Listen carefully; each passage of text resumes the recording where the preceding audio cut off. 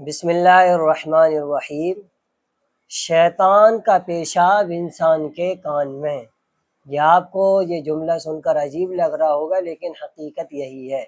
اب کس انسان کے کان میں شیطان کا پیشاب ہوتا ہے وہ آپ سنیں۔ اللہ کے نبی کی حدیث ہے، حضرت عبداللہ بن مسعود رضی اللہ عنہ فرماتے ہیں، جناب نبی کریم صلی اللہ علیہ وسلم کے سامنے ایک آدمی کا ذکر کیا گیا، وہ صبح تک سوتا رہتا ہے، نماز کے لیے بھی نہیں اٹھتا۔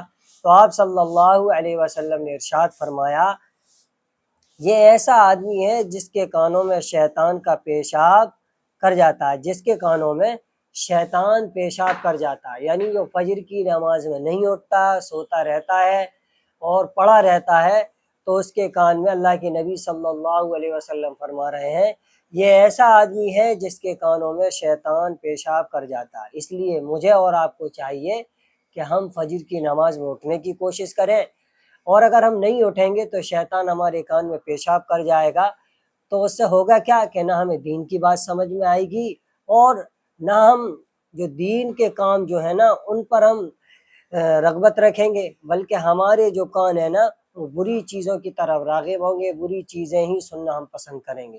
اللہ تعالیٰ مجھے اور آپ کو نماز کی پابندی کرنے کی توفیق عطا فرمائے۔